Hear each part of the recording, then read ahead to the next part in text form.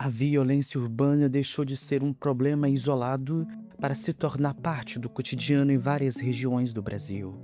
Mas em alguns estados, essa realidade parece ter atingido um novo nível.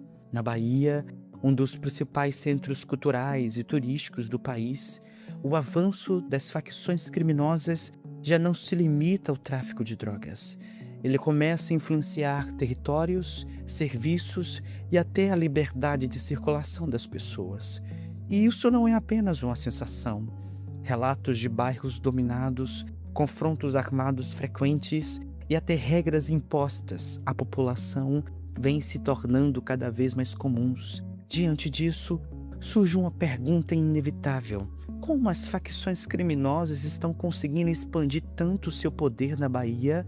Hoje, numa procura do conhecimento, vamos entender como esse cenário se formou, onde ele já é mais visível e como as organizações operam. Em termos gerais, o crescimento das facções criminosas na Bahia não aconteceu de uma hora para outra. Na verdade, ele é um resultado de uma combinação de fatores que foram se acumulando ao longo do tempo. Primeiro, existe uma questão geográfica importante.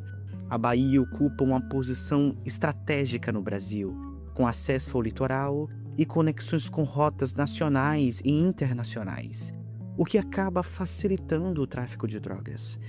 E quando uma região se torna rota, ela inevitavelmente passa a ser disputada. É aí que entra o segundo fator.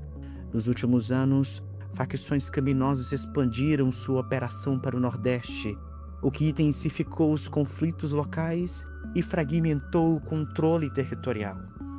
Ou seja, não estamos falando de um único grupo dominante, mas de disputas constantes por espaço. Agora, junta isso com um terceiro elemento: a desigualdade e a ausência do Estado em diversas áreas. Em regiões onde políticas públicas são mais frágeis, essas organizações encontram espaço para crescer, recrutar e se estabelecer. E quando esses três fatores se combinam, o resultado é exatamente o que a gente começa a identificar hoje. O crime deixa de ser pontual e passa a ser estrutural. E é justamente isso que se reflete no próximo ponto. Nesse sentido, aonde esse controle já é realidade? Quando falamos em avanço dessas facções, isso pode parecer algo abstrato, mas na prática, esse domínio já é visível em várias regiões.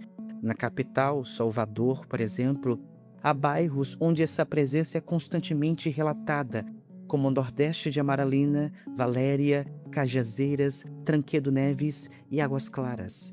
E o que acontece nesses lugares não é apenas aumento da violência. O que se observa é uma mudança no funcionamento do próprio cotidiano. Moradores relatam restrições de circulação, confrontos frequentes e até interferência em serviços locais. Em alguns casos, atividades simples passam a depender de regras informais impostas por esses grupos. E esse fenômeno não fica restrito à capital. Cidades como Feira de Santana e Camaçari também apresentam sinais dessa expansão. Em outras palavras, o que antes era localizado começa a se espalhar. E isso leva a uma questão ainda mais importante: como essas organizações conseguem manter esse nível de controle?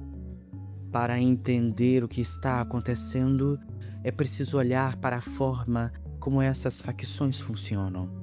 Porque, diferente do que muita gente imagina, não se trata de algo desorganizado. Essas organizações seguem uma lógica bem estruturada. Elas possuem hierarquia, divisão de funções e canais de comunicação definidos. Ao mesmo tempo, mantém presença armada constante nos territórios, garantindo controle e afastamento de rivais. Mas talvez o ponto mais importante seja outro. Essas facções não dependem apenas da violência. Elas operam uma verdadeira economia paralela. Além do tráfico de drogas, a cobrança de taxas, extorsão, controle de serviços e outras atividades que geram receita contínua. E quando uma organização controla território, circulação e economia local, ela deixa de ser apenas um grupo criminoso e passa a funcionar, em certos contextos, como um poder paralelo. E é exatamente neste ponto que surge uma das discussões mais delicadas desse tema.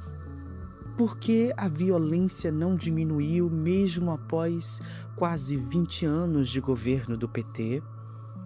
Existe um fator que torna esse cenário ainda mais complexo. Desde 2007, a Bahia é governada por uma mesma linha política, ligada ao Partido dos Trabalhadores. Ou seja, estamos falando de quase 2 décadas de continuidade administrativa, o que nos traz um questionamento. Porque, mesmo com essa continuidade, a violência não apresentou uma redução consistente ao longo dos anos? Quando olhamos para os dados, o que aparece é um cenário de instabilidade. A Bahia permanece, em diferentes momentos, entre os estados com maiores índices de violência do país.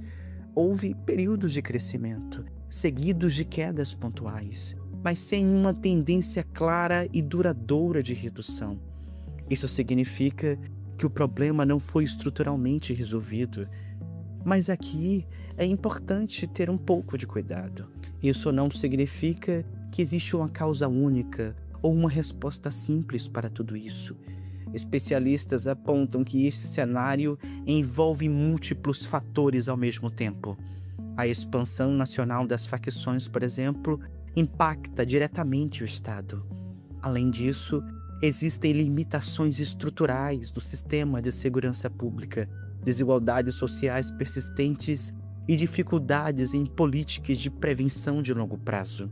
Dessa forma, o que os dados mostram não é uma resposta definitiva, mas sim um problema que continua sem solução clara. Em síntese, quando trazemos todos esses aspectos, o cenário fica mais objetivo. O avanço das facções na Bahia não é um evento isolado. Ele é o resultado de uma combinação de fatores que se reforçam ao longo do tempo. Geografia, disputa entre facções, desigualdades sociais e irresponsabilidades do Estado. Tudo isso contribui para um ambiente onde essas organizações conseguem crescer e se consolidar. E em algumas regiões, esse crescimento já impacta diretamente a vida das pessoas. Ao mesmo tempo, os dados mostram que, apesar das tentativas de controle, o problema ainda persiste. E isso nos leva ao questionamento final. O modelo utilizado em todos esses anos para a segurança pública está conseguindo acompanhar o desenvolvimento e crescimento das facções criminosas no país? Se você quer continuar entendendo como o mundo realmente funciona, se inscreva no canal À Procura do Conhecimento. Deixe sua opinião nos comentários e até o próximo vídeo.